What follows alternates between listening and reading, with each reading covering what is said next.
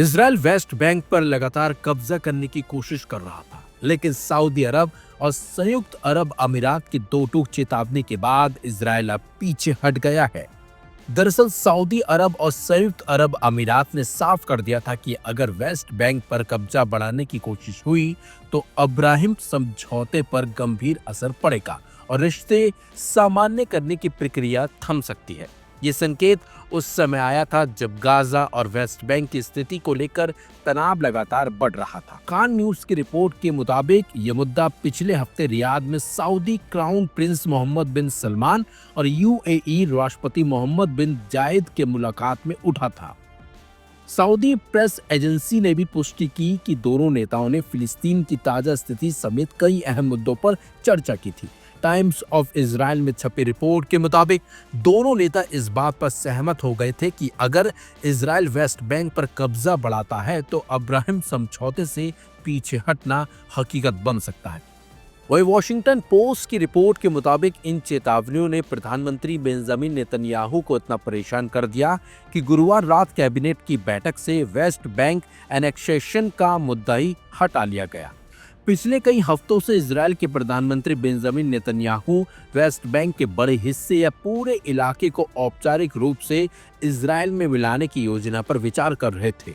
अंतर्राष्ट्रीय कानून के उल्लंघन मानी जाने वाली यह कोशिश अरब दुनिया में गुस्सा भड़का सकती थी।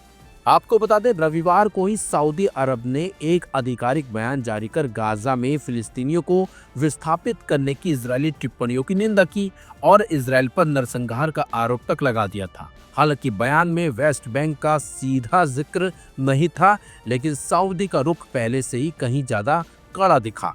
चलिए अब आपको बताते हैं कि आखिरकार अब्राहिम अकॉर्ड है क्या। तो आपको बता दें, 2020 में अमेरिका की मध्यस्थता में हुए अब्राहिम समझौते के तहत यूएई, बहरीन और मोरक्को ने इजराइल के साथ राजनयिक संबंध स्थापित किए थे। इस समझौते को मध्य पूर्व में सहयोग और शांति की दिशा में एक ऐतिहासिक कदम माना गया था। हालांकि यूएई ने समझौते के समय यह स्पष्ट कर शर्त रखी थी कि इजराइल वेस्ट बैंक के कुछ हिस्सों जैसे जॉर्डन घाटी और यहूदी बस्तियों को अपने में मिलाने की योजना को स्थापित करेगा। इस शर्त को यूएई ने अपने कूटनीति में फिलिस्तीनी मुद्दे के प्रति अपनी प्रतिबद्धता के रूप में पेश किया था।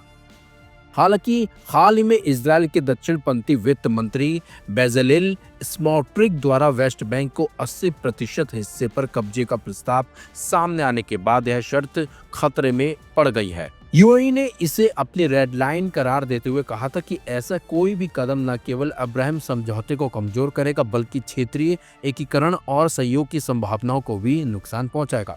जिसके बाद इजरायली पीएम बेंजामिन नेतन्याहू ने कदम पीछे करते हुए अपने फैसले को ही बदल लिया है। यानी कि यूएई का जो दबाव था वो इजराइल पर पड़ा और यही वजह है कि इजराइल अपने मुद्दों से पीछे हट गया। जो उसने फैसला किया था उसे उसने कैबिनेट से ही गायब कर दिया। गजा पर पूर्ण रूप से कब्जा करने की इस्राएल की नीति अब ऑपरेशनल हो चुकी है। आईडीएफ ग्राउंड ऑपरेशन लगातार चला रही है और गजा को अपने क्षेत्र में अपने कब्जे में लेने की कोशिश कर रही है। इसी बीच सऊदी अरब और संयुक्त अरब अमीरात ने इस्राएल को वेस्ट बैंक में कब्जे को बढ़ाने के खिलाफ एक कड़ी चेतावनी जारी की है। दोनों खाड़ी देशों ने स्पष्ट किया है कि यदि इस्राएल ने वेस्ट बैंक के क्षेत्रों, खासतौर पर जॉर्डन घाटी और यहूदी बस्तियों को अपने में मिलाने की कोशिश की तो ये अब्राहम समझौते को गंभीर नुकसान पहुंचाएगा और इस्राएल के साथ संबंध सामान्य करने की प्रक्रिया पूरी तरह से ठप हो सकती है। ये चेतावनी ऐसे समय में आई है जब गजा और वेस्ट बैंक में तनाव चरम पर है और क्षेत्रीय स्थिरता को लेकर चिंताएं बढ़ रही हैं। इसराइल की कान न्यूज की एक रिपोर्ट के मुताबिक ये मुद्दा पिछले हफ्ते सऊदी अरब की राजधानी रियाद में सऊदी क्राउन प्रिंस मोहम्मद बिन सलमान और यूएई के राष्ट्रपति शेख मोहम्मद बिन जायद अल नाहियान की मुलाकात में प्रमुखता से उठा। इस बैठक में दोनों नेताओं ने वेस्ट बैंक और गजा की स्थिति पर गहरी चिंता जताई और इसराइल की नीतियों को क्षेत्रीय शांति के लिए खतरा बताया। सूत्रों के मुताबिक दोनों देशों ने इस बात पर सहमति जताई है कि इसराइल का कोई भी आक्रामक कदम, खास तौर पर वेस्ट बैंक में क्षेत्रीय विस्तार, अब्राहम समझौते की मूल भावना को कमजोर करेगा। खास बात यह है कि सऊदी अरब अब तक इसराइल के साथ संबंध सुधारने पर तटस्थ रुख अपनाता आया है, लेकिन अब उसने खुलकर बयान दिया है और कड़ा रुख अपनाया है। सऊदी नेतृत्व ने बार बार दोहराया है कि जब तक इसराइल 1967 की सीमाओं के आधार पर एक स्वतंत्र फिलिस्तीनी राज्य को मान्यता नहीं देता, तब तक उसके साथ रिश्ते सामान्य नहीं हो सकते। गाजा में इसराइल और हमास के बीच चल रहे युद्ध के बाद सऊदी अरब का रुख और सख्त हो गया है। क्राउन प्रिंस मोहम्मद बिन सलमान ने रियाद में यूएई के राष्ट्रपति के साथ चर्चा में इस बात पर जोर दिया कि वेस्ट बैंक में इसराइल की एक तरफा कार्रवाइयां क्षेत्रीय स्थिरता को कमजोर करेंगी। सऊदी अरब ने यह भी संकेत दिया है कि वो क्षेत्रीय शांति के लिए फिलिस्तीनी मुद्दे को अपनी कूटनीति का केंद्र बनाए रखेगा। ये संयुक्त चेतावनी मिडिल ईस्ट में तनाव को बढ़ा सकती है। सऊदी अरब और संयुक्त अरब अमीरात जैसे खाड़ी देश क्षेत्रीय स्थिरता और अपने राष्ट्रीय हितों को प्राथमिकता दे रहे हैं। अब ये समझते हैं कि क्या है अब्राहम अकॉर्ड। साल 2020 में अमेरिका की मध्यस्थता में हुए अब्राहम अकॉर्ड या अब्राहम समझौते के तहत यूएई, बहरीन और मोरक्को ने इसराइल के साथ राजनयिक संबंध स्थापित किए थे। इस समझौते को मिडिल ईस्ट में सहयोग और शांति की दिशा में एक ऐतिहासिक कदम माना गया था।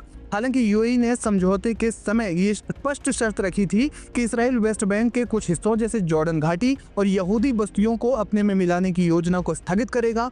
इस शर्त को यूएई ने अपनी कूटनीति में फिलिस्तीनी मुद्दे के प्रति अपनी प्रतिबद्धता के रूप में पेश किया था।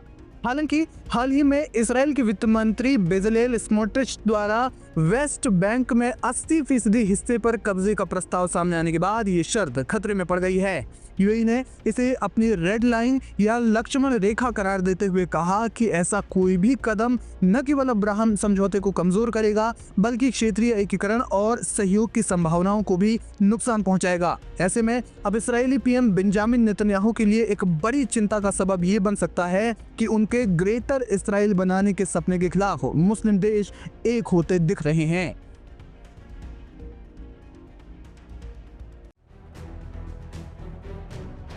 ईरान और इसराइल के बीच जून 2025 की 12 डेज वॉर के बाद हालात बदल रहे हैं।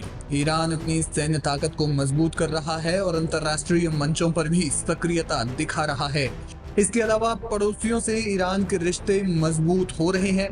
इसी कड़ी में ईरान की न्यायिक प्रमुख गुलाम हुसैन मोहसिनेजई ने शनिवार को तेहरान में इराक के नेशनल विजडम मूवमेंट के नेता सैयद अम्मार अल हाकिम के साथ एक महत्वपूर्ण मुलाकात की। इस मुलाकात के दौरान एजेई ने जोर देकर कहा कि इस्लामिक रिपब्लिक ऑफ ईरान कभी भी धौंस पट्टी या बाहरी दबाव के आगे नहीं झुकेगा और हमेशा आपसी सहमति पर आधारित बातचीत में विश्वास रखेगा। ये बयान ऐसे समय में आया है जब ईरान हाल ही में इसराइल और अमेरिका के साथ हुई 12 दिवसीय जंग के बाद अपनी राष्ट्रीय सुरक्षा और क्षेत्रीय सहयोग को मजबूत करने पर फोकस कर रहा है।